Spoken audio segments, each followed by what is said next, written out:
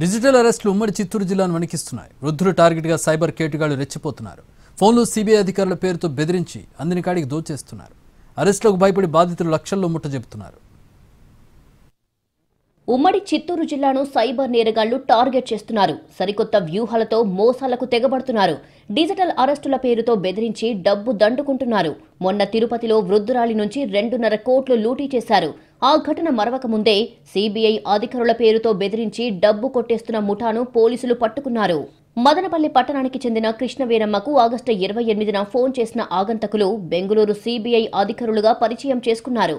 బెంగళూరులో మానవ అక్రమ రవాణా చేస్తున్న వారిపై దాడి చేస్తుండగా మీ ఆధార్ కార్డు దొరికిందని మిమ్మల్ని అరెస్టు చేస్తామని బెదిరించారు. అంతేకాదు ఆమె కుటుంబ సభ్యులను అదుపులోకి తీసుకుంటామని హెచ్చరించారు. దాంతో భయపడిపోయిన వృద్ధురాలు సైబర్ నేరగాళ్లకు 36 లక్షలు వారు చెప్పిన అకౌంట్లలో డిపాజిట్ చేశారు. తాను మోసపోయానని ఆలస్యంగా తెలుసుకున్న బాధితురాలు పోలీసులకు ఫిర్యాదు చేయడంతో వారు కేసు నమోదు చేసి దర్యాప్తు ముమ్మరం చేశారు. నిందితులు హైదరాబాద్లో ఉంటూ సైబర్ నేరాలకు పాల్పడుతున్నట్లుగా గుర్తించి ఇద్దరిని అరెస్టు చేశారు. ఇద్దరి బ్యాంకు ఖాతాల్లో ఉన్న 97 లక్షలను ఫ్రీజ్ చేశారు. ఇక తిరుపతికి చెందిన రామలక్ష్మికి వాట్సాప్ కాల్ వచ్చింది. అవతలి వ్యక్తి సిబిఐ ఆఫీసర్గా పరిచయం చేసుకున్నాడు.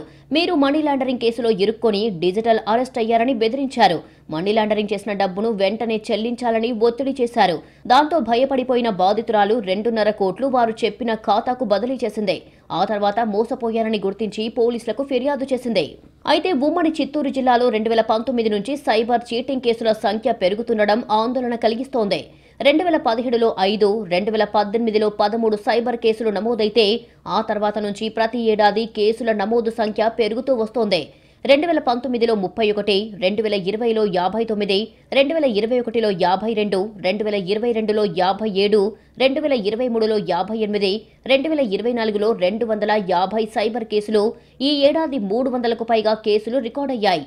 గతేడాది కేవలం తిరుపతిలోనే 10 కోట్లు దండుకున్న ఘటనపై 300 కేసులు నమోదయ్యాయి. ఈ ఏడాది ఆ సంఖ్య మరింత పెరిగే అవకాశముందని అంచనా వేస్తున్నారు.